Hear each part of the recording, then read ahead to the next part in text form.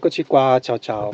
Dunque oggi vedremo una operazione molto semplice, ma che non tutti fanno, sanno fare o hanno già fatto, e cioè la ricarica di una Cupra Formentor plug-in hybrid presso una colonnina di ricarica pubblica. Ovviamente per farlo è necessario avere alcune cose preliminari di cui magari vi spiegherò dandovi delle informazioni nella descrizione proprio del video.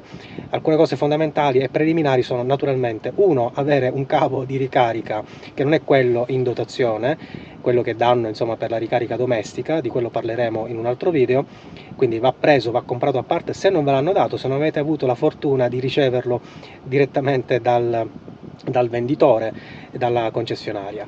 E una volta avuto il cavo di ricarica dovete avere un account presso uno dei fornitori, dei provider di ricarica, dei servizi di ricarica per le auto elettriche. Ce ne sono ormai tantissimi, alcuni più convenienti, alcuni meno convenienti. Diciamo che la distinzione fondamentale va fatta tra due tipi di servizio, due tipologie d'uso, e cioè una il pay per use, cioè l'utilizzo soltanto nel momento in cui dovete ricaricare. Questo ovviamente vale soprattutto nel caso in cui non si ricarica costantemente alla colonnina pubblica, ed è il mio caso. Io ricarico quasi sempre a casa, ricarica pubblica l'avrò utilizzata 2 o 3 volte, quindi davvero occasionale. Oppure se invece non avete dove ricaricare o volete ricaricare insomma in giro perché siete sempre in giro con l'auto, allora a quel punto probabilmente vi conviene un abbonamento, quindi una tariffa flat. Pagate un tanto al mese e lì ovviamente poi avete o inclusi un tot di kilowatt da ricaricare, kilowattora da ricaricare, oppure magari una tariffa agevolata, uno sconto ovviamente da aggiungere al pagamento dell'abbonamento mensile. Insomma, ci sono diversi servizi. Tutti questi servizi li descriverò mettendo il link, quindi poi vedrete nel dettaglio le informazioni voi stessi, mettendo il link ai vari siti.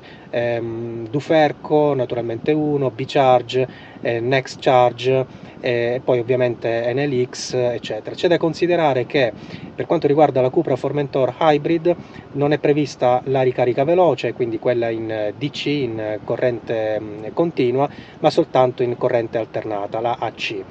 Questo significa che non abbiamo bisogno di abbonamenti con le colonnine fast, per esempio quelle di Ionity o Ionity, come si dovrebbe dire, ma soltanto le colonnine, quelle tradizionali, anche massimo da 20-22 kW, quindi tipo quelle di NLX che si trovano in strada.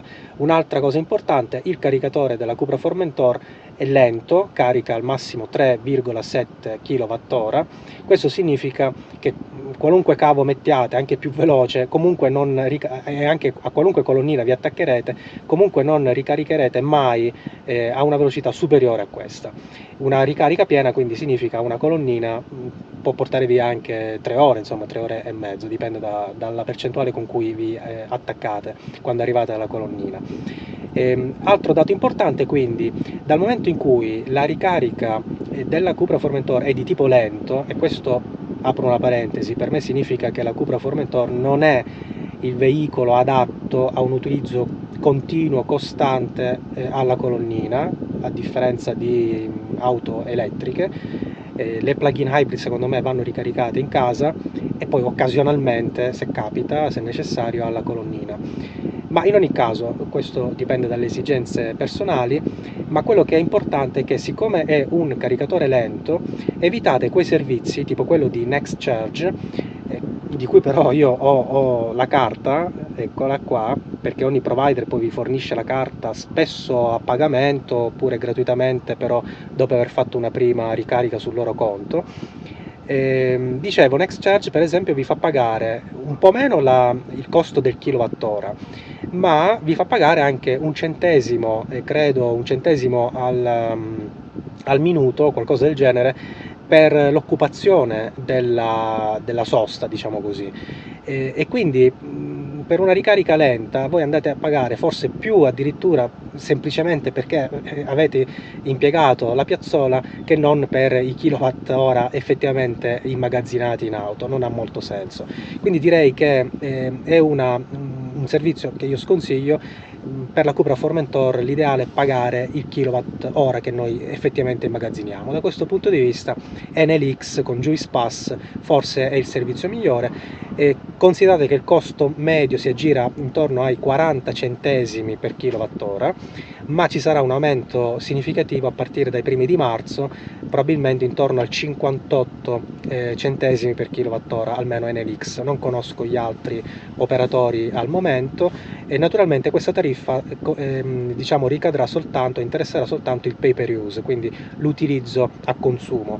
Chi ha un abbonamento non dovrebbe avere ritocchi di questo tipo. Questo ovviamente per la crisi energetica, l'aumento dei costi di energia anche elettrica. Bene, un altro dato da verificare è naturalmente il fatto che la colonnina abbia la presa adeguata per il nostro cavo, che significa per il nostro tipo di caricatore a bordo. La Cupra Formentor Hybrid utilizza un diffusissimo, normalissimo, tradizionale cavo di tipo 2, come viene definito, ma questo ve lo farò vedere proprio perché adesso andiamo a vedere il cavo. Dunque, noi siamo arrivati alla colonnina, eccola lì. Prima di scendere e attivare il tutto dobbiamo modificare alcune impostazioni che sono quelle utilizzate tradizionalmente magari a casa, per cui andiamo nell'e-manager e per esempio io ho attivata la corrente di carica ridotta, perché ricarico a casa e mi basta un assorbimento da 1.5 e quindi non ho necessità, ma alla colonnina non ha senso attaccarsi e ricaricare con una potenza ridotta, bisogna invece ottimizzare, quindi andare al massimo a 3.7.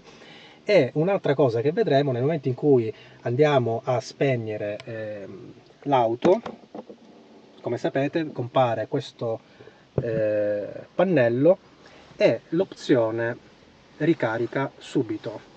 Ovviamente quello che noi facciamo adesso è di attivare l'opzione ricarica subito, perché ci attacchiamo alla colonnina e quindi abbiamo bisogno che parta subito la ricarica, non secondo le nostre programmazioni oppure le soglie impostate, tipo ricarica minima del 10%, del 20%, eccetera, cioè carica adesso e carica alla massima velocità. Quindi vediamo come funziona andando alla colonnina. Dunque, adesso ci apprestiamo a fare la ricarica, vediamo innanzitutto, come vi dicevo, il cavo, quello che serve, quindi andiamo a vedere insieme il cavo. Allora, qui c'è un po' di roba qua dietro, per cui roller blade eccetera. Allora, quello che a noi interessa è questa bella sacca con il cavo di ricarica. Vi metterò il link in descrizione di questo cavo, ma ce ne sono tanti. Metterò il link di quello che ho comprato io su Amazon. Allora, una volta che tiriamo fuori il cavo, siamo pronti per la ricarica. Come vedete è un cavo che è diverso da quello che si utilizza a casa, il cavo domestico. Allora, questo è l'attacco grosso che va sempre in auto, questo è il tipo 2, mentre quello più piccolo va alla colonnina, e adesso vedremo tutta l'operazione. Allora, innanzitutto attacchiamo il cavo, cominciamo dal lato macchina, quindi apriamo il nostro sportellino e attacchiamo il nostro bel cavo con la luce bianca, che adesso tra un attimo dovrebbe essere gialla, esatto, perché ci dice che non c'è corrente elettrica. Dunque quello che noi facciamo adesso è srotoliamo il cavo e andiamo alla colonnina. Naturalmente noi possiamo attaccarci direttamente alla colonnina, una colonnina di tipo diciamo nuovo Enel X, vedete questo è l'attacco, però prima di poterla sbloccare e poter operare sulla colonnina dobbiamo intervenire, ovviamente attivandola o con una carta tipo quella di Next Charge che vi ho mostrato prima, ma io non utilizzerò questo servizio, andrò direttamente all'app Enel X e adesso vi faccio vedere un po' come funziona l'app Enel X. Bene, nel frattempo io sto aprendo l'app Enel X Juice Pass e vi mostrerò come funziona mettendo insomma la registrazione dello schermo. Ci troviamo localizzati proprio in questa colonnina, possiamo fare un avvio direttamente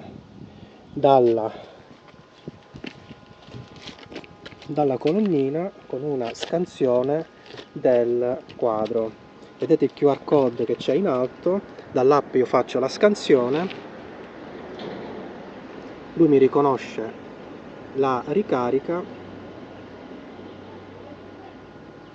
A questo punto devi fissare la carta.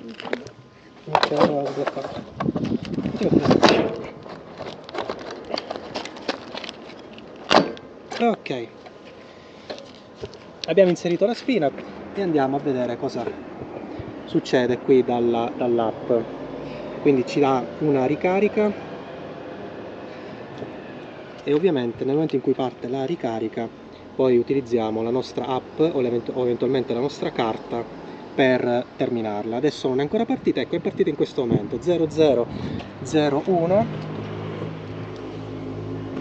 0001 e stiamo ricaricando 0002 eccetera. Se andiamo a controllare nell'auto andiamo a vedere che la spia è verde. Ovviamente dalla ripresa probabilmente non si capisce, ma è il lampeggio lento, quello che indica che la ricarica è in corso, mentre il lampeggio rapido, verde rapido, significa che c'è una programmazione, l'auto non sta ricaricando in quel momento, ricaricherà secondo la programmazione. Se andiamo ad aprire l'auto, andiamo a vedere dal nostro schermo, accendendo il quadro. Come sapete non è possibile mettere in moto l'auto quando è ricaricata. Dal nostro cockpit andiamo a vedere la spia della connessione, vediamo se riusciamo a farla vedere, la spia della connessione verde lampeggiante con la durata prevista della ricarica 3 ore e 25. Bene, questo è ovviamente tutto quello che serve per ricaricare. Come avete visto l'operazione non è particolarmente complicata, a parte insomma, l'apertura dello sportellino per inserire il cavo. Dalla nostra app abbiamo la verifica in tempo reale di una ricarica in corso, quanti kilowatt abbiamo aggiunto, quanti minuti siamo stati parcheggiati, la potenza a cui stiamo ricaricando e il tipo di tariffa che è un pay per use basic, quindi noi andremo a pagare 40 centesimi di euro per kilowatt. Va bene, nel frattempo noi stiamo fermi qui, utilizziamo un po' i rollerblade e vediamo che succede fra un pochino. Dunque ragazzi, siamo fermi da circa mezz'ora e abbiamo ricaricato effettivamente la metà di 3,74, che è la massima potenza a cui si può ricaricare. 3,70 insomma sono i kilowatt ogni ora alla massima potenza, e noi siamo a metà, 1,88. Ovviamente è una quantità di energia che non avremmo potuto immagazzinare con il caricatore domestico, sia a velocità ridotta ma anche a velocità piena, perché il massimo è 2 insomma come potenza, mentre qui viaggiamo, vedete, siamo già a 1,90, quindi ogni tot secondi avanziamo di un pochino. Come vedete qui ci sono praticamente 20 gradi, è febbraio ed è primavera, e questo lo dico non tanto per la vostra invidia se non siete in Sicilia, ma perché le batterie performano molto meglio con questa temperatura. Proprio il range perfetto incomincia a essere questo, in cui ci muoviamo intorno ai 20 gradi, 25 gradi. Se è troppo freddo, ma anche se è troppo caldo, cosa che magari non tutti sanno, le batterie tendono a performare peggio. Quindi non è soltanto il freddo, ma anche il caldo eccessivo sopra insomma, i 30 gradi. Diciamo che tra i 20 e i 25 gradi è la temperatura perfetta per le batterie. Noi siamo nella temperatura ideale, non solo per le batterie, anche per me. Ci vediamo tra poco. Bene, allora ragazzi, noi andiamo via perché si è fatta ora di pranzo. Il nostro era più che altro un test per vedere i tempi di ricarica, quindi andiamo a staccare la nostra ricarica. Abbiamo ricaricato 2 kW e 34, e quindi diciamo, siamo intorno a un 20% di ricarica che abbiamo effettuato. E adesso io stacco dall'app, 47 minuti siamo stati fermi, anche se alcuni minuti in realtà siamo stati fermi ma con il quadro acceso, quindi di fatto era impegnata la colonnina, cioè conteggiava i minuti, ma non ha ricaricato, quindi siamo stati un po' di più rispetto all'effettivo. Abbiamo ricaricato, dicevo, 2.3. Una cosa importante, quando finite la ricarica avete in generale 60 minuti di tempo gratuiti per occupare ancora lo stallo riservato ai veicoli elettrici, dopodiché cominciate a pagare. Siamo nel frattempo a 2.40, quindi direi che è giunta l'ora di staccare. Io termino la ricarica proprio dall'app, o se avessi la carta basterebbe poggiarla lì e quindi possiamo interrompere e riprendere i nostri cavi.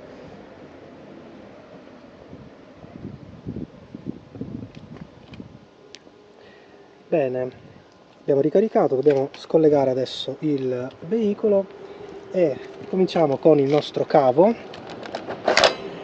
po' più semplice rispetto all'inserimento, e raccogliamo tutto il nostro cavo.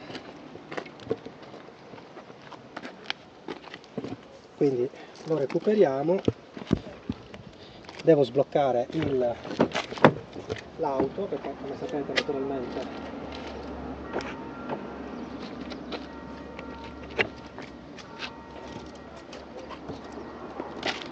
come sapete, naturalmente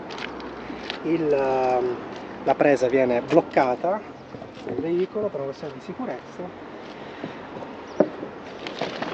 e cominciamo a posare il nostro cavo. Questa è un'operazione forse un po' l'unica operazione un po' più antipatica, però con calma noi sistemiamo nuovamente il tutto nella nostra bella sacca, che viene sempre fornita, almeno immagino di sì, quindi in base a quello che andate a comprare verificate che la sacca sia inclusa. Bene, noi abbiamo riposto il cavo, possiamo chiudere. Allora andiamo a verificare la ricarica e eravamo praticamente al 10%, siamo arrivati col 10% e siamo al 30%, quindi direi che è il risultato giusto in base ai 2 kW e 4 che abbiamo ricaricato. Forse eravamo intorno al 9-10%, ma insomma siamo risaliti al 30%.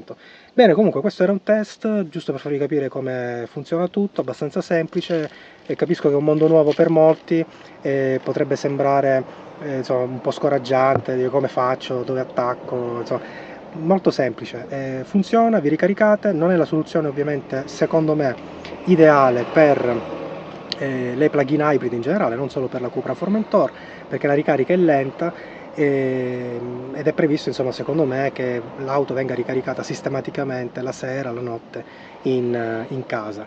Bene, per questo video è tutto, ci vediamo sempre in giro sul canale, mi raccomando iscrivetevi, alla prossima, ciao ciao!